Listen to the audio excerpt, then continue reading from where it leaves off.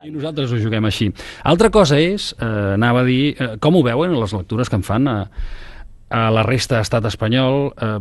President de Cantàbria diu: les consultes són com la grip A, o diaris com El Mundo, que disparen amb qualificatius com sainete, tremendo disparate, la mascarada de les consultes, da impulso a los independentistas, ridícula farsa, referéndum de fogueo. Però vaja, això tampoc no hauria de ser gaire noticiable, pel mateix fet, que també en sabem la pista, mediàticament, els uns i els altres, i el que m'hagués estranyat potser hagués estat al contrari, no? Sí, forma part del manual, jo crec, perquè a més, esclar, referèndum de fogueo, escolta, de debò que si realment no serveix per res tampoc els hauria de preocupar poc o molt, oi? I per tant, aquí hi ha una cosa més enllà de que sigui simbòlic, que és el anar entrenant a la gent, el anar preguntant a la gent de la manera més normal i natural. I aquí hi ha un gran dèficit, un dèficit bàsic, estructural d'aquest estat. Un dèficit estructural de l'estat és que no té per costum preguntar a la gent. Vostè creu que això és una mena d'assaig general, com una primera part, una primera pedra per poder portar al Parlament de Catalunya la possibilitat de demanar un referèndum sobre autodeterminació? Sobre autodeterminació, sobre el que sigui. Jo el que crec d'entrada és que aquest tipus de consultes, el que plantegen, el que posen com a protagonista de la vida política i ciutadana del país és el ciutadà, la gent. I aquest, com deia, és un gran dèficit d'aquest país. Quants referèndums en democràcia s'han realitzat a l'estat espanyol? Els podem comptar amb els dits de la mà. I d'aquests, menys el de la Constitució i el de l'Estatut, que sí que són vinculants, els altres, que només són el de la OTAN i el de la Carta Europea, s'ha acabat, no n'hi ha hagut més, no n'hi ha hagut mai més.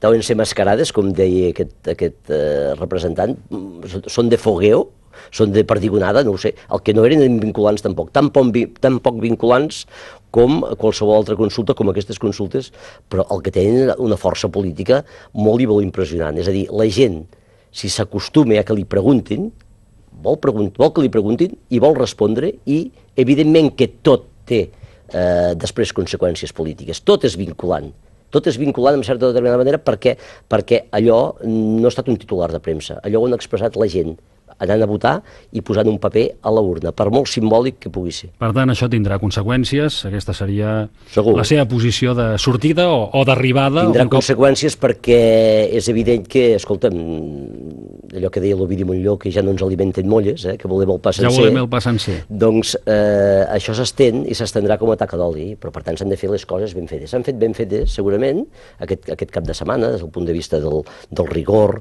de la capacitat organitzativa, del model de civisme, etc., reconegut absolutament per tots els mitjans aquí a Catalunya.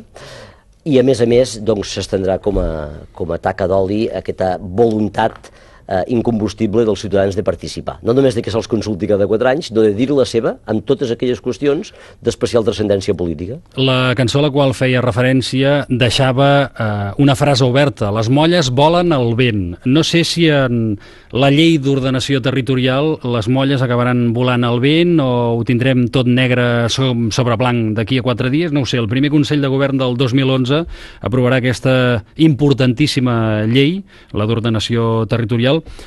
Ha costat molt, no? Bé, això no és pas un tema senzill, és complex, és complicat, i a més transformar el país i organitzar el país, aquesta és una assignatura pendent. A veure, és veritat que vostè la tenia desada en un calaix perquè estava buscant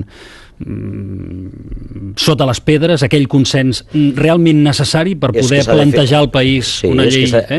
Una llei d'aquestes característiques s'ha d'impulsar amb el consens polític, territorial i institucional, perquè si no, abans de començar el partit ja l'has perdut, és a dir, ja no pot tirar endavant, no? Però sí que és veritat que, per complicat que sigui, home, Catalunya ha d'organitzar-se territorialment com ella vulgui. Per tant, una organització territorial vinculada, lligada al catalanisme polític. És a dir, durant anys, des de Catalunya, des dels primers anys de la Generalitat recuperada, s'han fet servir eufemismes, oi? A l'hora de parlar per no dir província de Girona, en deien comarques gironines, oi? Ja, però és que les coses són, de vegades, com marquen les lleis, no? I a mi també, de vegades, penses tanta tonteria per no dir una cosa i dir-ne l'altra, l'altra i dir-ne demarcacions o les comarques d'una banda o de l'altra. Estic ben d'acord amb vostè, perquè els eufemismes són eufemismes, i el que convé és que... Si no ens agrada, canviem-ho, i si tenim la força necessària per fer-ho, doncs a partir de la correlació de forces... L'Estatut ens diu que ens dona aquesta capacitat i, a més, situa les vegueries i els municipis en un paper de referència i, per tant, que, a més, la vegueria, a més, és l'espai, l'àmbit de representació de la Generalitat en el propi territori. O sigui, 7 vegueries en comptes de les 4 províncies clàssiques, no? Hem impulsat, sí. En principi, aquest seria el plantejament que hi ha damunt la taula, i està recorregent aquesta llei els tràmits interns, també els dels consens amb la Federació de Municipis de Catalunya, amb l'Associació Catalana de Municipis. Aquesta setmana passarà pel Consell de Governs Locals, i per poder també anar incorporant el millor de que les institucions afectades ens plantegin. En relació, dic, perquè ens queden 2 minutets, amb la vegueria... amb la solució del Penedès, això està totalment descartat. Ho dic perquè aquesta setmana també és un dels temes que surt al ple escombra del Parlament de Catalunya. En el ple sortirà la creació de l'àmbit funcional del Penedès, és a dir, la modificació del Pla Territorial General de Catalunya, per tal de crear un àmbit funcional de planificació propi pel Penedès. I això és el que es planteja en el ple del Parlament, i això també és el que des del Departament de Política Territorial s'està impulsant. La creació d'un àmbit funcional propi. Altra cosa és la creació d'una vegueria. Abans parlava d'aquest consens polític, territorial i institucional. En aquest moment arrenquem la llei d'aquesta manera i, per tant, amb aquest consens, perquè no tothom ho veu de la mateixa manera. Hi ha partits polítics que sí que ho veuen, altres que no tant. Per tant, el que convé és arrencar des del consens, i, per tant, evidentment, aquesta serà una llei que també establirà els mecanismes de modificació i de canvi. Sí, perquè sempre tenim al darrere, en el fons del fons, allò del pes demogràfic i la representativitat territorial, no? I en relació amb, després, a posteriori, amb la llei electoral, i aquí és quan embolica que fa fort, no? Aquest és el gran problema, per entendre'ns. És un problema, però que l'hem de tenir un model de país molt clar. És a dir, si volem un país equilibrat i cohesionat, hem de tenir claríssim que en les lleis electorals, però també en els sistemes d'organització territorial, hi ha d'haver allò que se'n diu la ponderació territorial.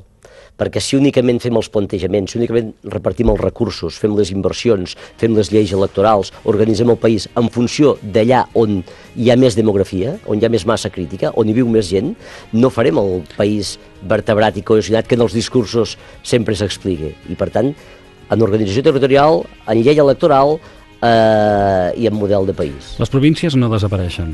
La província és una organització de l'Estat. Ja m'agradaria a mi que amb una llei del Parlament de Catalunya... El senyor Chaves ni li ha plantejat, Jo he parlat amb el senyor Chaves en diverses ocasions, però és evident que la província forma part de l'organització de l'Estat. Ara bé, l'Estatut ens diu que el Consell de Vegueria substituirà les diputacions provincials. Per tant, el que substituïm amb els Consells de Vegueria són les diputacions provincials. I el que és la província és un territori i la Diputació és el govern d'aquest territori. Per tant, el que fem és substituir els governs d'aquests territoris. Conseller Ausàs, moltíssimes gràcies per acompanyar-nos, i com que ja no ens veurem, que hi hagi bones festes. Molt bé, doncs bon any i bones festes per vosaltres també.